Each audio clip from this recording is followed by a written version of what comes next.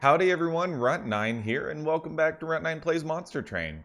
So I apologize for the episodes just kind of having this lag sometimes. A big part of it is that now that we're getting a little bit better at the game, it's pretty much a guarantee that the runs are going to last at least an hour.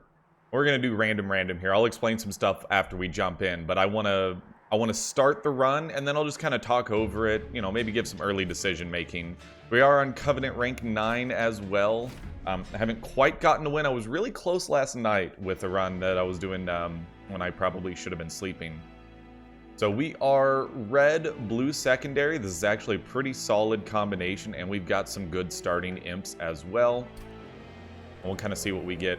So I think the main problem that I've been running into is with these episodes being an hour to an hour and a half long, we really start to get to a situation where, as much as I hate to say it, I think that I need to break these episodes up into smaller bite-sized chunks. And I think that it'll be easier for you guys to consume 20 to 30-minute episodes, which is kind of the point of a regular, you know, everyday Let's Play, because it's really daunting.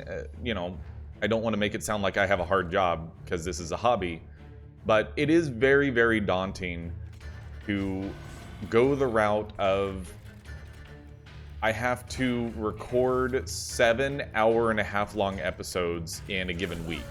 That is a lot. And so what I think is going to work best, Monster Train does have these lapses in time, or these, not necessarily lapses in time, but these regular breakpoints that I think make a lot of sense. And so what I think we're going to do is we're going to, let's actually give you some armor. And why don't we put you right there, and then I think we'll save this welder helper. Because you all die when you move off the floor, because we did grab the jack strips right off the bat. So what I think we're going to do is we're going to do 2 to 3 parts, depending upon how long each run goes. And I'm going to stop recording, start a new recording. That way we can do proper outros and intros, make them still come out daily and all that good stuff. And I think the way that I want it to work is we're going to cut after beating Daedalus. We're going to cut after beating Fell. And assuming that we either lose to Fell or go to the Seraph fight, then if there is a third part, we'll, honestly, I'm like, just torch this guy a couple times. There's not much point in playing. I mean, might as well play that. We'll probably either lose to Fell or we'll make it to Seraph, and then that fight usually takes a while.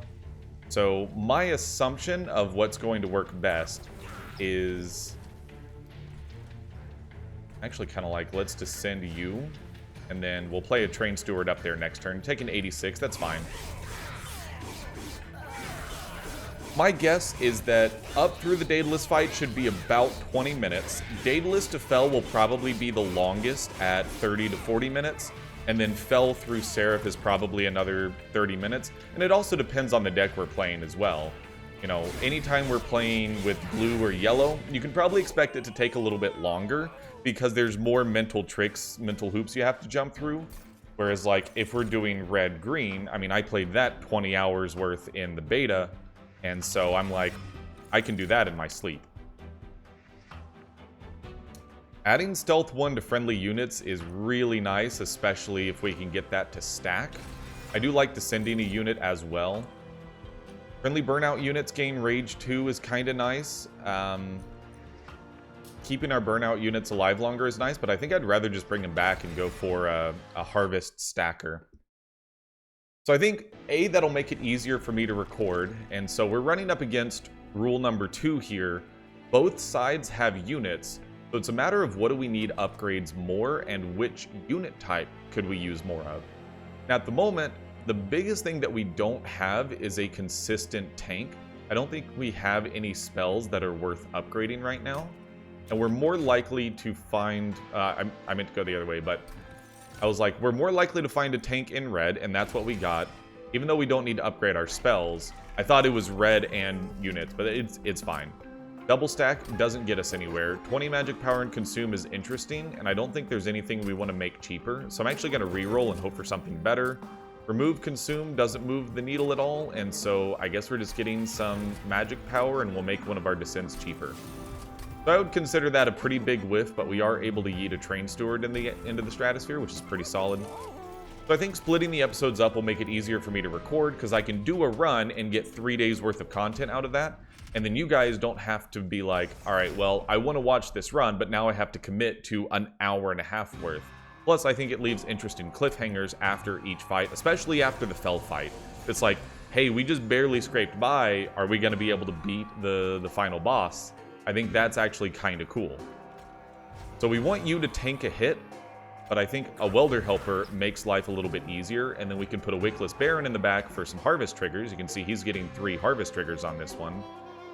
And honestly, like, I'm really tempted to descend the Welder Helper and let it die so that we open this up for a better unit in the future, like our burnout units. So now you were able to get a Slay trigger, you're able to get some Rage, and then you die when you move up a floor, you all die when you move up a floor. The Jack Strips, getting that as like your first artifact is really, really strong.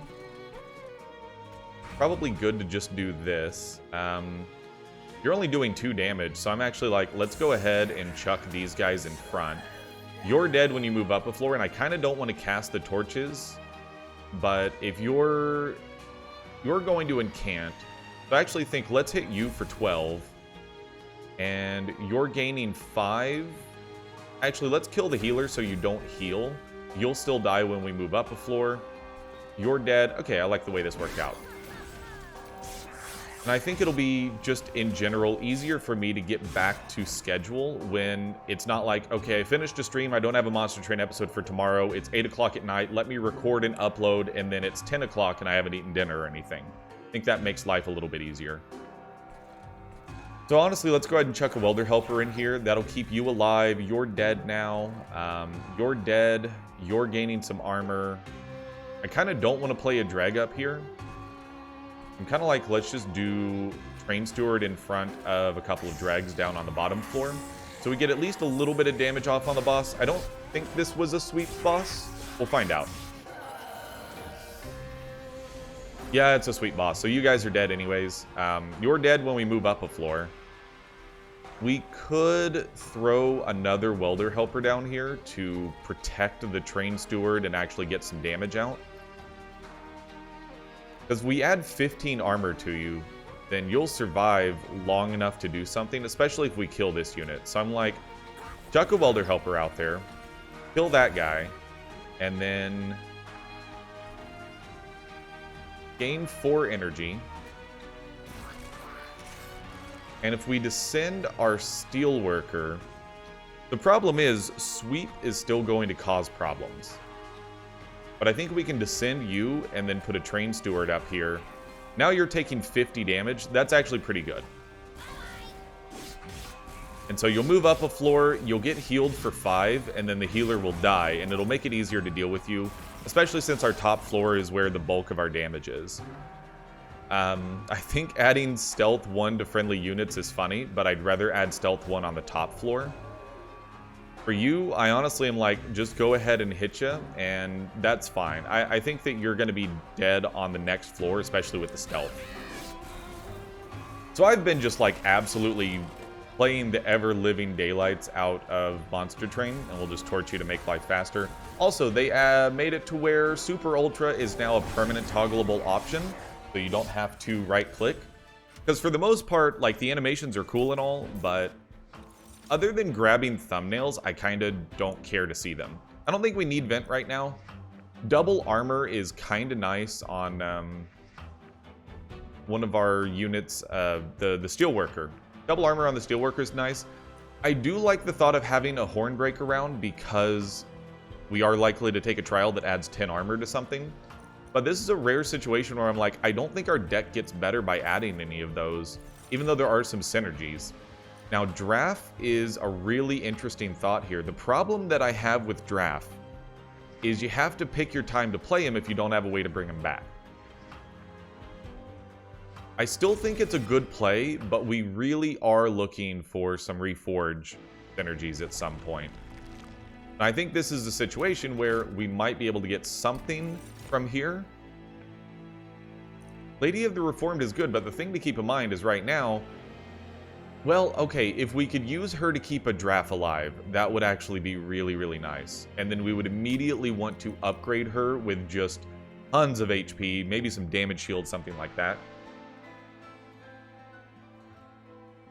I do think it puts us in a situation where we may not have the scaling damage we need, but, and that's exactly what we were looking for, is just give her another big chunk of HP and do whatever we can to protect her. And if we could do Rage 7 and Quick on Draft, and then hopefully keep him alive. Now Sweep absolutely murders him, obviously. And then Reroll would allow us to buy one more single upgrade. Endless on Draft actually would have been ideal. That definitely would have really, really moved the needle on him, since we don't currently have easy ways to bring him back. Plus 10 attack. I don't know. I'm thinking maybe on Wickless Baron. That might potentially be okay. Steelworker being a little bit better is kind of nice. Rage 7. Because we are rocking a red deck, Rage 7 I think is actually pretty solid. Rage 7 gives you a chance to maybe kill something while you're out there initially, while we're waiting for you to get stacked up on harvest triggers. And then let's see what we get from the caverns.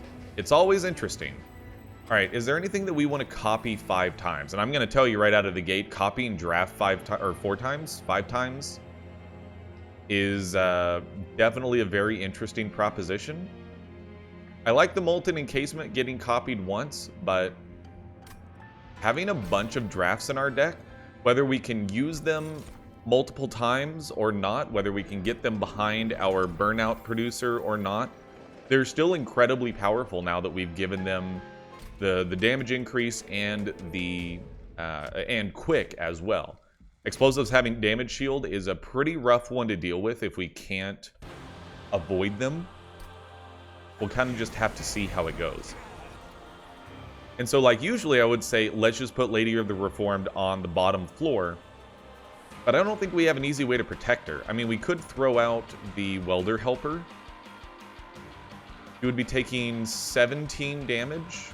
15 of that would be blocked by armor. You know what? That may actually be okay. Let's go that route. We can do that. Throw the Welder Helper there, and then we can put a Dreg right behind her. So the Dreg is going to get how many stacks of Burnout? It's Burnout 1 each time. You're taking 3 hits, so we're going to add 3 more Burnout. That's actually pretty solid. And then we could even kill this unit to make life a little bit easier. We'll get 1 less stack of Burnout, but now you're not even breaking through armor. And then I think we want to leave Hornbreaker Prince on the middle floor this time so he can get stacked up a little bit quicker. So of course, right now, he's looking at a death because of the explosive. We didn't draw a draft, which is kind of bad. That's what we wanted the most. I'm trying to see the best way to handle this, and I think, honestly, protecting our champion with a Steelworker seems fine, but we want him to take hits on purpose. So I think we're going to throw out a Sacrificial Train Steward. You'll die, you'll take no damage. You won't get a Slay Trigger, though. And without getting a Slay Trigger, I don't know how much that helps us. We'll put the Steelworker on the top floor. And then maybe Wickless Baron behind him. And just hope that you can start stacking. I guess this is going to have to be okay. You guys are going to die when you move up a level. You're going to take just a little bit of damage, but keep a Burnout unit alive. I do like playing on the faster speed. Because, again, like, we know exactly how the battle's going to work itself out. We don't really care. So you only taking 2 damage is fine. That means you'll get a hit and gain Rage 1. It would be nice if you guys died, but we don't have any of our drafts yet. And I don't want to put more dregs down here. And the problem with having the Welder Helper in the back is now, like, I kind of want to kill it myself. We don't really have any good torch targets, and we kind of need to play our hand. So let's summon you to tank this first 2. You're going to deal 10 damage, and then you're going to get 5 armor. Multiple units die, which gives you some harvest triggers. That's good eats right there. And then maybe just put a couple drags back here. I don't see that as a bad idea. You're going to die, and then I'm going to kill our welder helper. And that way, I mean, we could put a train steward in front to tank some hits, but we actually want you to keep our units alive. I think we just ignore this train steward. Because my ultimate plan is stack this floor up with some drafts, which, I mean, dear God, it's perfect. And I'm kind of like, you're going to think I'm crazy, but I kind of want you to die. You're taking 17, which obviously is not ideal. We definitely want to get at least one draft down here. Now, you're dead from quick. If we play another draft, you're also dead from quick. Not quite, but very, very close. You're still taking 15. And we can only play one more thing.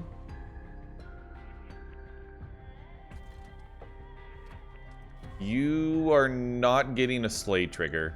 We definitely want a champion upgrade as soon as humanly possible. Let's actually give him some armor. And that'll be okay. You taking 15 does kind of stink, but I actually want you to add all of the burnout stacks to our drafts behind you. And then we'll just try to get another draft down there later. And now, at this point, you guys are just dead from quick, which is definitely ideal. So we could throw some drafts up here for multi-strike, and that would get some early damage in against Daedalus, but I'm not sure that's actually good. Welder Helper doesn't move the needle up here, so honestly, let's just ensure that you don't get to our pyre. Because starting with 20 less pyre health does put us in a little bit of a rough spot. I know you die and we don't have any way to bring you back, but that's going to kind of be okay. I mean, do we really want to use Molten Encasement now? I don't think so. I think we just put another Welder Helper down here, give you a little bit more protection. Actually, you know what? If we put a draft right here, that'll kill you. You three get to hit the boss. So I think that's actually okay. Because we've still got 2 drafts on the bottom floor. And now with Final Wave, you're taking 365. We can definitely make that better. So hear me out. You put a draft right there, and then you descend it, and now the boss should be dead. Absolutely. You love to see it. Being able to descend units makes this so much easier. And then I think we're going to immediately take the capacity upgrade. We are not running up against energy problems. I think the capacity upgrade is going to be a big deal here. Double the amount of rage on friendly units is very, very tempting.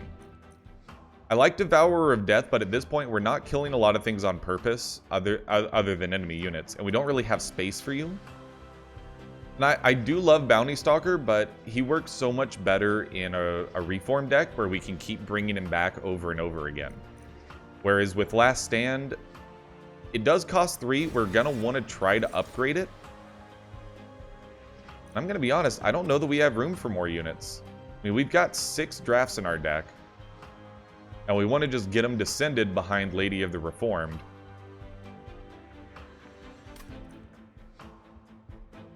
I mean, maybe having an Alpha Fiend is a good idea, but I'm thinking we skip here. We don't want to pollute our deck with too many units. So I'm looking at the time. We are basically just under the 20-minute mark, which is about what I expected. So I think what we'll do is we'll go ahead and do this middle section so you guys can see what the champion upgrade will look like. And then right before we would go to the next battle, that's where we're going to do the first cut. And I think that works out best. So spell upgrade, I don't think we care about. Units, we definitely don't care about at this point. And removing 2 cards from our deck would be beneficial to get some train stewards out. But I think we benefit a lot more from going this direction, getting our pyre back up to full, gaining some gold for a future shop. I have no idea what we're going to duplicate, so let's bump our champion up first. Revenge Gain Rage 2 is a lot better. I'm thinking, though, that Slay plus 10 might be more beneficial. I like the extra 6 HP here, though. I like the sleigh stacking, but at this point I don't know that he's going to get enough sleigh triggers for that to matter. We're going to take that, and then I'm honestly not sure if there's anything we really want to duplicate.